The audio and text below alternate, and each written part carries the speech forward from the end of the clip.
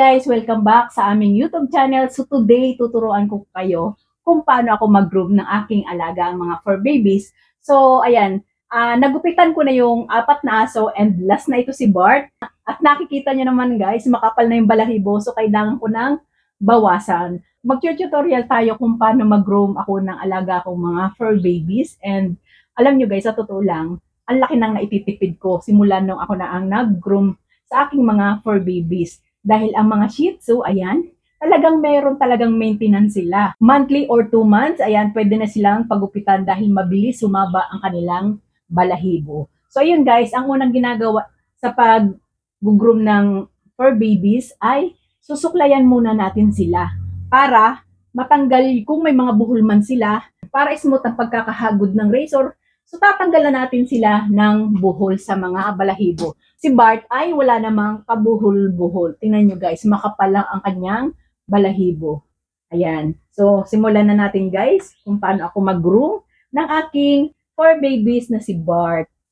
Pag semi-kalbo ang gupit ko sa aking mga fur babies, ang ginagamit ko ay itong 3mm. Maikli ang pagkakagupit sa kanilang mga balahibo pag itong 3mm ang gamit. So madalas ito ay aking ginagamit. So, pinapasok ko lang guys ng pagganito. Ang ginagamit kong pet clipper ay Bowran. And ayan guys, oh, mahaba ito. So, 2 dipa ang haba. Ayan, 2 dipa. Pinuuna ko lagi dito sa kanilang likod. Ayan.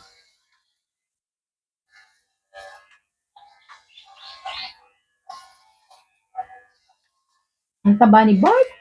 Malakas na itong kumain guys. Mas maganda na pag-aaralan nyo ang pag-groom ng aso. Kasi ang pag-groom ngayon guys ay nagre-range na ng 550 or depende sa laki ng aso. Diba? Ang laki na nang naisisave ko talaga. Pagbawra ng gamit ko talaga. Ayan, maganda pang groom ito. Magandang hagod. Ayan. Maganda sana sa aso yung makapal ang balahibo. Kaso, ayun nga, laging nag-hatching yung anak ko dahil sa balahibo. So, kailangan kong gupitan tong aking mga dog. So, lagi silang mabango kapag maikli ang balahibo. Ito ang itsura guys ni Bart sa mukha niya pag hindi ko nagugupitan. Napaka-cute oh. Tingin ka dun sa camera, baby. Takot na takot si Bart. Dito naman sa side, baby. Dito naman sa side. Dito naman sa side. Huwag ka umalis. Huwag ka umalis. Natatakot, ayan. Nung naging isa pa lang si Cookie, hindi ako marunong mag-groom. Nung simula nang nanganak si Cookie, nag-aral talaga akong mag-groom kasi 5 sila. And yung kulay pink ang buntot, matapang yun. Tsaka ito si Bart, hindi siya mahawakan ng ibang tao nangangagat. So, kailangan ko talagang matuto. Kaya, okay din namang natuto ako kasi ang laki ng natitipid ko talaga. Ang ginawa ko kasi dati, kung bakit ganito sila kabihig, pag ginugroom ko sila, 7 months pa lang, and number 1 guys, ang ginagawa ko, dito lang talaga sa upuang ito, sila nakatayo dyan sa single na yan. So, ang tendency guys, wala silang kikilusan ko, so hindi sila makakagalaw. Kaya, ang bait nilang gupitan guys. Sabi ng iba, natutuwa sila kasi napaka-behave daw nilang gupitan, yung 5 kong aso. Ganito lang ang aking ginawa. Sa single na upuan ko lang sila, pinatatayo at dito ako nag-groom. So, hindi sila nakakagalaw talaga. Ayan. Pag nag-groom kayo, wag nyo ilagay sa lamesa, guys. Kasi, ang tendency niya, nakakagalaw sila. Makakaikot-ikot sila. Ayan. So, tapos na ako, guys, sa likod and ginugupitan ko na lang yung, itong side nila. Bago ako lilipat sa paa. And, alam nyo guys, eto, hindi to nakakasugat ng balat ng aso. Kasi, ang lumalapat sa katawan nila is itong nakalagay sa blade na ito. May iba't ibang size ito. Ayan. Itong 3mm, saka 9mm, at 12mm. So, yung may 6mm pa to nawawala, hindi ko lang alam. 4 na ganito ang mga kasama nito. Ayan. Yan ang pagpipilian nyo guys pag mag-groom kayo ng yung mga fur babies. So, ang ginagamit ko lagi ay yung 3mm kasi gusto ko yung pag nag-groom ako ay pang matagalan na yung tubo ba ng balahibo nila. Kasi madami akong ginagawa guys. Hindi pwedeng mag-monthly ako ng gupit. Every 2 months ako nagugupit. Pero yung iba, every 1 month. Ayan, ako kasi 2 months, 2 months. Kanina pa ako nag-uumpisa. Last na ito si Bart. Ayan, madali lang gupitin. Pag nagugupit ako sa aking mga fur babies, last kong ginagalaw yung kanilang mukha. Kasi ang mukha ay sensitive. Ayan. Magalaw sila pag mukha ang pinakikialaman ko. Nalikot. Ayan. Okay, baby ko tayo. After ko dito sa likod, side by side, and sinusunod ko na yung mga paa nila, yung mga legs, ayan. Kwento ko sa inyo guys, simula nung nakapon si Bart, tumaba talaga siya, as in. Nagkalaman, lumakas kumain, laging gutom. Inabot na kami ng hapon, paggabi na. So, kailangan ko lang bilisan si Bart. After nilang i-groom, sinasabay ko na silang paliguan. So, pag nagpapaligo ako guys is, weekly ang paligo sa kanila. Kasi ang aso, kailangan paliguan lagi. Weekly, wag araw-araw ang paligo sa dog. Para manatili yung ganda ng balahibo nila, kapal, wag araw-araw ang ligo. Tingnan nyo yung mga balahibo ng fur babies ko guys, ang kakapal. Tsaka pag humaba talagang may shiny. Ayan. Hindi napapanot sila. Ayan, sinusunod ko na dito sa may parting dibdib niya guys. Ayan, sa mga first timer gumamit ng ganitong pet clipper, so huwag kayong mag-worry kasi hindi ito nakakasugat ng fur babies natin. Kahit ilapat nyo ng paulit-ulit dyan guys, hindi yan masusugat. So, laging pag ganyan ang hagod ng pet clipper tuwing kayo ay mag-groom. Kung ang direction ng tubo ng buhok niyan ay papuntang buntot, so ganun din ang gagawin nyo sa pet clipper. So, pag ganun din, huwag niyong pahalang ang gamit nito kasi makakalbo talaga sila. So, pangit ang kalalabasan ng pagkakagupit nyo kapag pahalang or salungat ang gupit nyo. So, kailangan pag gagamit kayo ng pet clipper, kung ano yung direction ng buhok nila, yung tubo. So, pag ganun din. Ayan, ganyan ang paggamit nito. Tingnan nyo guys, so, ang dami ng balahibo ng aking for babies. Ayan, ang dami na talaga.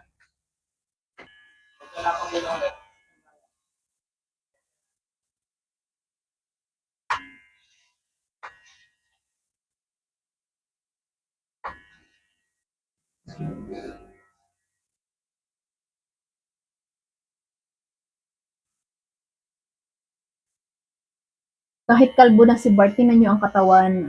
Ang taba-taba niya guys. Gutom na to. Tapos eto guys, kapag ang aso ay bagong ligo, yan, andyan yung magugutom sila. Kasi napreskuhan sila.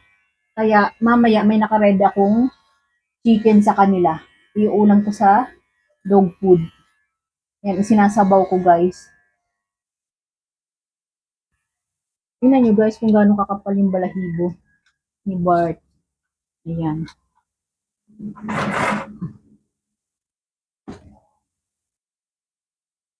Oh. Bihig nyo na eh. Maliligo na yung Bart ko. Ligo na yan. Wait lang. Wait. Hanin ko lang yung tiyan mo, baby. Huwag ka matakot.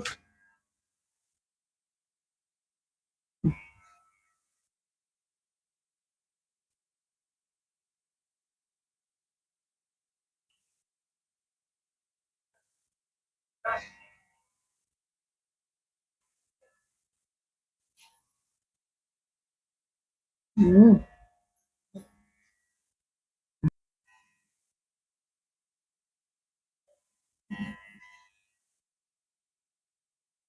Dati, nung hindi pa nakakapon si Bart is, nasa ano lang to guys, nasa 5 kilos lang siya. Tapos nung nakapon siya, nag 7.5 na.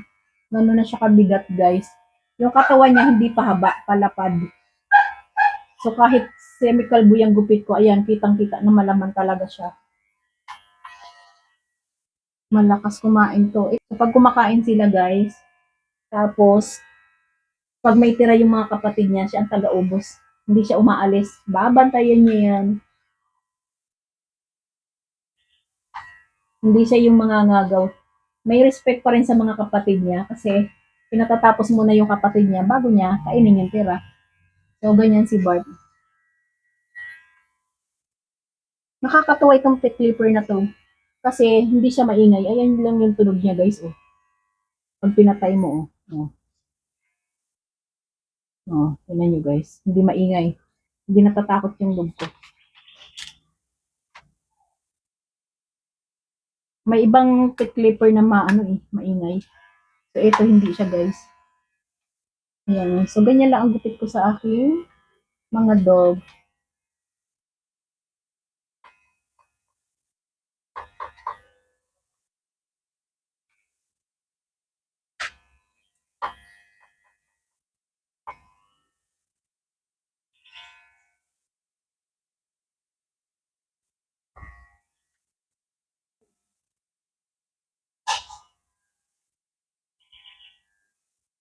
Maglilinisan ko naman yung anos ni Bart and tatanggalin ko ito. So, ito ang gagamitin ko. Light lang ang pagkakahawak and ganito ang gagawin nyo guys. Ito ba? Ayan. Dito kasi sumasabit yung dumi nila. Kaya kailangan nating linisan. Kita nyo ba guys? So, light lang ang hawak nung razor nyo para mabait yung dog. Kita baby ko. Ayan, lilinisan nyo dyan para hindi masugat yung plate. So, ganyan lang guys ang ginagawa ko. At dito sa may bitlog ni Bart, nililinis ko rin yan. Yan dito sa side na to. Di ba Bart? Malikot. Hindi lang. Ayan, nililinis ko yan. Para hindi magbaho agad kasi gawa ng wiwi. Ano ito, baby ko?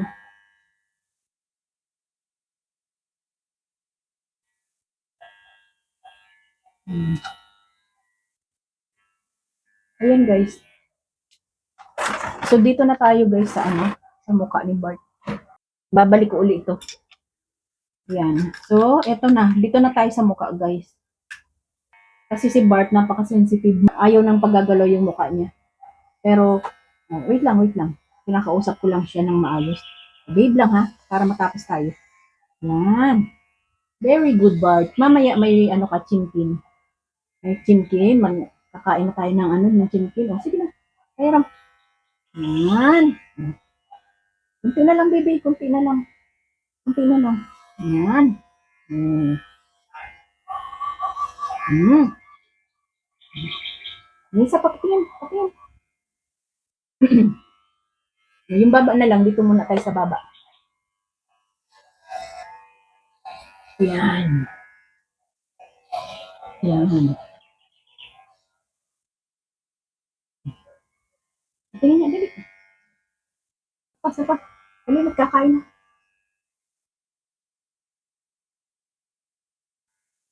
Mas gusto ko kasi guys na semi-kalbo sila para nakikita ko kung may allergy yung katawan nila. So naaagapan ko guys na gamutin. Hindi katulad pag makapal ang balahibo, minsan na late ko nang makita yung may sugat pala sila. Kasi minsan nag-aaway sila. Isa pa. Isa pa, isa pa. Kunti na lang. Pag nag-groom talaga ng aso guys, tagaan talaga. Isa pa. Tagaan talaga mag-groom. Lalo na sa parting mukha, ayaw nilang pagalaw. Kaya minsan siguro may nasusugatan pag nagpapagroom. Kasi malikot talaga ang aso. So, at least, pag ako ang nag-groom sa dog ko, alam ko, alam ko kung paano sila kapain. Paamuin ba? So, ayan na Bex ang itsura ni Bart. Hindi pa tapos.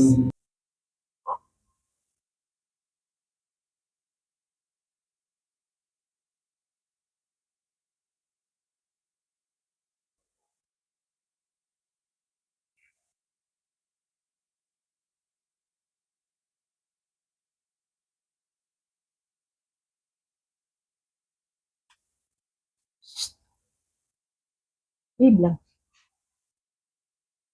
Kung ako sa inyo guys, pag-aralan nyo mag-groom na ng or babies nyo para laki ng natitipid nyo.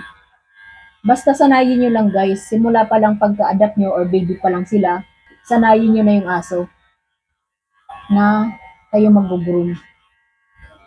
Ayan. Tingnan mo sila, 5. Ako na nag-groom talaga. So, binubulsa ko na lang yung 2.5 pambili ng pagkain nila at mga treats. More moments later. Katatapos lang nilang maligo and ayun, pinakain ko na sila. So, tingnan nyo guys ang itsura ng aking mga batuta kung gaano yan ka lulusog.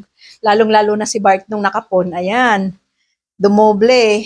Shuki, alika rito Shuki, dali. Ito ang dahilan, itong kulay pink at itong kulay blue ang buntot. Porsige akong matuto mag-groom ng for babies. Ayan, kasi mga sutil yan. Hindi yan mahawakan ng ibang tao. Ito, ayan, maldita yan. So yun guys, hanggang dito na lang ang aming video. Thank you for watching at kung hindi ka pa nakasubscribe sa aming YouTube channel, ayan, mag-subscribe ka na at i-hit mo na rin ang notification bell para updated ka sa aming mga vlog. Thank you for watching. Bye!